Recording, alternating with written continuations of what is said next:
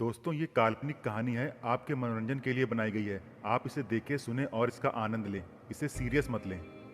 मैं 2 साल पहले शहर में अपना खुद का मकान लेकर रहने लगा था।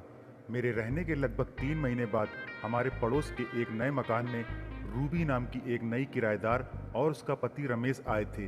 रमेश एक कंपनी में कार्य करता था। उसे अपनी कंपनी के काम से कभी चंडीगढ़, कभी जयपुर जाना पड़ता रहता था। उसके आए दिन टूर होते रहने के कारण एक मौका रमेश ने मुझे दे दिया था। कंपनी ने उसको चंडीगढ़ का टूर करने का फरमान दिया और वो अपने काम से चंडीगढ़ चला गया। उसी समय लॉकडाउन लागू हो गया और रमेश चंडीगढ़ में फंस गया। और उसके चंडीगढ़ में फंस जाने के बाद ही मेरी गर्म कहानी की शुरुआत हुई। तो दोस्तों, जनवरी के महीने में उस दिन मैंने पहली बार रूबी को देखा था। उस समय वह सुबह सुबह अपने घर के बाहर झाड़ू लगा रही थी। रूबी उस वक्त बिना चुन्नी के काफी झुककर झाड़ू लगा रही थी। तभी मेरी नज़र उसके शर्ट के अंदर पड़ गई, जिसमें उसके बड़े बड़े उभार दिख रहे थे। मैंने देखा कि वो अंदरूनी कपड़े नहीं पहने हुई थी, जिससे उसके दोनों उभार लटक कर हवा में झूल रहे थे। मेरी नज़र तो गड़कर ही रह गई। फिर झाड़ू लगाते लगाते उसकी नज़र मुझसे मिली तो वह हल्की सी मुस्कुरा दी। मैंने भी उसको मुस्कुरा कर जवाब दे दिया। ऐसा करते करते लगभग काफ़ी दिन गुजर गए। मैं रोज़ रोज़ उसको देखने लगा था और मैं चाहता था कि वह जल्दी से जल्द मुझसे संबंध बना ले। बस मैं पहले आपको रूबी के बारे में बता देता हूँ। रूबी की उम्र लगभग 28 साल थी। उसकी कुछ महीने पहले ही शादी हुई थी। वह एक भरे हुए गदराए बदन की मालकिन थी। रमेश को रूबी मिली तो वो किस्मत वाला बन गया था। रूबी यूपी के किसी बड़े शहर से थी। उसके पिता भी एक रईस आदमी थे। जैसा कि मैंने आपको बताया कि रमेश का अपनी कंपनी के काम से बाहर आना जाना बहुत ज़्यादा लगा रहता था, जिस वजह से रूबी को अपने पति रमेश का प्यार कम मिल पाता था। होली के बाद एक दिन से अचानक बारिश आ गई। मैं बारिश में अपनी छत के ऊपर चला गया और नहाने लगा। तभी मैंने देखा कि रूबी बारिश में जल्दी जल्दी सूखे कपड़े उतार रही थी। रूबी सूखे कपड़ों को उतारते हुए बारिश में भीग गई थी और अपने सूखे कपड़ों को एक तरफ रख कर वो बारिश के पानी में नहाने लगी। उसकी नज़र मेरी तरफ नहीं पड़ी थी और ना ही उसे इस बात का कोई ध्यान था कि कोई उसे देख रहा है। मैं अपना नहाना छोड़कर उसकी तरफ देखने लगा। तभी मैंने देखा कि वह एक हाथ से अपने उभारों को जोर जोर से दबा रही थी। मैं यह सीन देखकर बहुत गर्म हो गया। मेरा मन किया कि अभी जाकर कर दूं, लेकिन मैंने खुद पर काबू किया। मगर मैंने ऊपर से एक तेज आवाज़ की। उसने आवाज़ की तरफ ध्यान देकर अपने हाथ हटा लिए और मेरी ओर देखने लगी। हम दोनों के बीच में एक शर्म की दीवार थी जो बाधा बनी हुई थी। हम दोनों ही चाहते थे कि ये दीवार जल्दी से टूट जाए। मैं खुद रमेश की किस्मत पर सोच सोचकर जलने लगा था कि उसे क्या गदराया माल मिला है, मगर अपनी नौकरी के चलते उससे वह संबंध नहीं बना पा रहा है।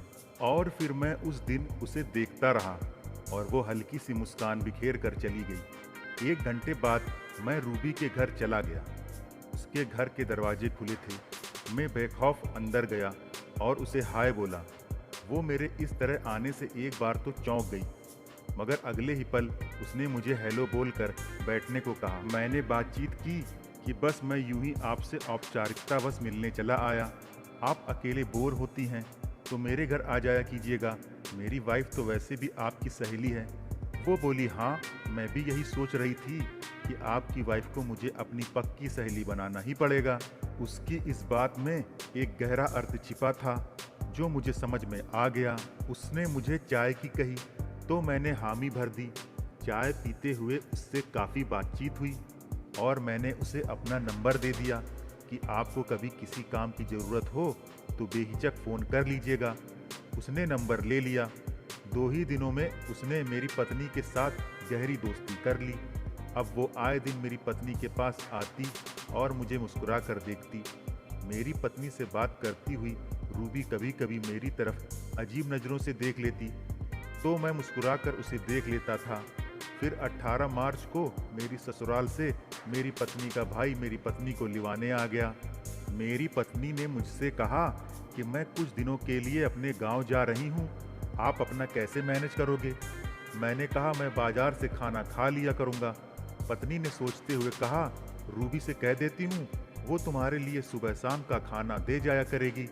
मैंने कहा, रहने दो, उसे क्यों परेशान करती हो। उसी समय रूबी भी घर पर आ गई और शायद उसने हम दोनों की बातचीत सुन ली थी। रूबी बोली, अरे इसमें परेशानी कैसी, मैं आपको खाना देने आ जाया करूँगी, बस आप बाजार से सब्जी वगैरह ला दिया करो। मेरी पत्नी ने हंसते हुए कहा, धन्यवाद रूबी, तूने तो मेरी समस्या ही हल कर दी। और फिर उन दोनों की बात खत्म हुई तो रूबी मेरी तरफ देखते हुए अपने नितंबों को मटका कर चली गई। मैं भी सोच लिया कि काफ़ी दिन बाद बीवी मायके जा रही है, इसका पूरा फ़ायदा उठाना है। अब मेरा भाग्य देखिए कि इधर 20 मार्च को बीवी मायके गई और 2 दिन बाद से ही कोरोना की वजह से कर्फ्यू लग गया।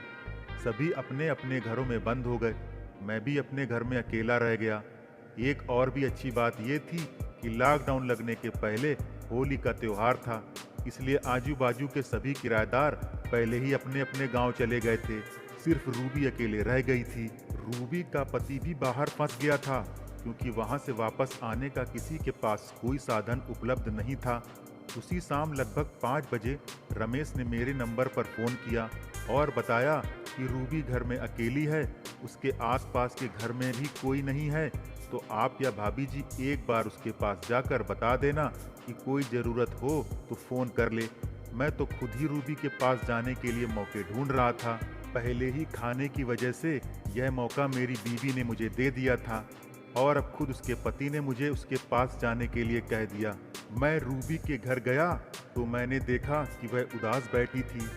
मैंने उससे पूछा, क्या हुआ? वो बोली कि मेरा तो इस खाली घर में मन ही नहीं लग रहा। अभी तक आपकी बीवी से मेरी बातचीत हो जाती थी, अब बिल्कुल खाली घर काटने को दौड़ता है। मेरे पति खुद मजबूरी में चंडीगढ़ में फंस गए हैं, अब मैं अकेली क्या करूंगी? मैंने उसे दिलासा देते हुए कहा, तो इसमें घबराने वाली क्या बात है? मेरी पत्नी भी अपने मायके में रह गई है, इस बहाने 2-3 दिन तक आपके हाथ का खाना तो मिलेगा। उसने कहा, आप खाने की क्यों चिंता करते हो, वो तो आपकी पूरी सेवा होगी, मगर 2-3 दिन में आपकी बीवी कैसे वापस आ सकेगी? मैंने कहा, हाँ ये बात तो ठीक है, तो चलो ठीक है, हम दोनों एक दूसरे का अकेलापन काट लेंगे। ये सुनकर रूबी हंस दी। मैंने उसकी तरफ देखकर पूछा, क्यों, हम दोनों एक दूसरे का अकेलापन दूर नहीं कर सकते क्या? वो आंखें नचाते हुए हंसी और इटला कर बोली, देखते हैं। मैंने कहा, चलो, मेरी वजह से आपके चेहरे पर मुस्कुराहट तो आई। ये कहकर मैं भी मुस्कुरा दिया। फिर मैंने फ़ोन लगाकर उसके पति से उसकी बात करवाई। रमेश ने रूबी से कहा, तुम भाई साहब का फ़ोन नंबर लो और कोई ज़रूरत हो तो इनको फ़ोन कर देना, क्योंकि अब पड़ोस में यही हैं जो तुम्हारी ज़रूरतें पूरी कर सकते हैं। रूबी ने अपने पति को हाँ कहकर फ़ोन काट दिया। उसके पास तो पहले से ही मेरा नंबर था, मगर मेरे पास उसका नंबर नहीं था। मैंने उसका फ़ोन मांगा तो उसने मुझे अपना फ़ोन दे दिया। मैंने उसके मोबाइल में अपना नंबर फीड करने के लिए उसके नंबर से अपने मोबाइल पर नंबर डाल लिया और अपना नंबर फीड कर दिया। इसके बाद जब मैं घर वापस जाने लगा तो रूबी ने पूछा, रात को कितने बजे आओगे? मैं पलटकर उसे देखने लगा। फिर मुझे ध्यान आया कि ये खाना खाने के लिए आने की बात कर रही है। मैंने कहा, तुम मुझे फ़ोन कर देना। उसी रात लगभग 9:30 बजे मेरे नंबर पर एक फ़ोन आया और मीठी आवाज़ में एक औरत बोली, हेलो, क्या आपसे मैं इस वक्त बात कर सकती हूँ? ये नंबर नया था। मैंने कहा, जी कहिए, आप कौन बोल रही हैं? वो बोली, जी मैं रूबी हूँ, खाना तैयार है, आकर खा लीजिए। मैंने आने की कही और घर को ताला लगाकर खाना खाने के लिए उसके घर के लिए चल पड़ा। उसका घर मेरे पड़ोस में ही था और फिर थोड़ी देर बाद उसका फ़ोन फिर आया कि घर को ताला लगाकर सारी लाइटें बंद करके आना, कुछ देर बैठे बात करेंगे, उसके बाद अगर मन हो तो वापस चले जाना। अब मुझको ये एहसास हो गया था कि आज तो रूबी मुझसे ज़रूर संबंध बनाएगी। मैंने कहा, ठीक है। मैंने अपने घर की सारी लाइट बंद की और ताला बंद करके जैसे ही मैं घर के बाहर निकला तो देखा कि पूरे मोहल्ले में कोई नहीं था, किसी के घर की लाइट भी नहीं जल रही थी, सभी अपने घर में सो गए थे। मैं रूबी के घर के अंदर गया तो मैंने देखा कि रूबी ने एक पतली सी नाइटी पहन रखी थी जो कि काले रंग की थी। उसके अंदर के अंग भी साफ साफ दिख रहे थे। साफ पता लग रहा था कि उसने अंदर कुछ भी नहीं पहना था, सिर्फ नाइटी ही पहन रखी थी। वह मेरे पास आई और मेरे हाथ में ताला चाबी देकर बोली, मेन गेट पर ताला लगा दो, वरना कोई कुत्ता वगैरह अंदर आ सकता है।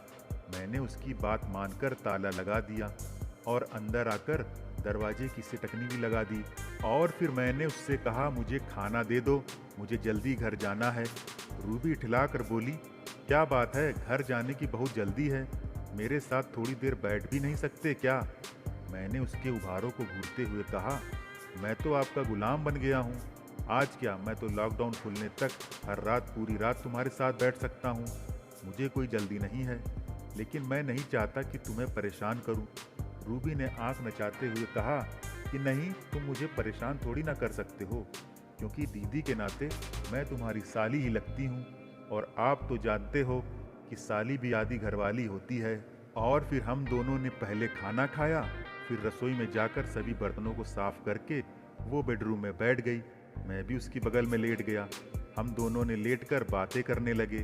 तभी मैंने रूबी का हाथ पकड़कर चूम लिया। इतना करते ही वो मेरे पास सरक कर लेट गई और फिर लॉकडाउन तक मेरी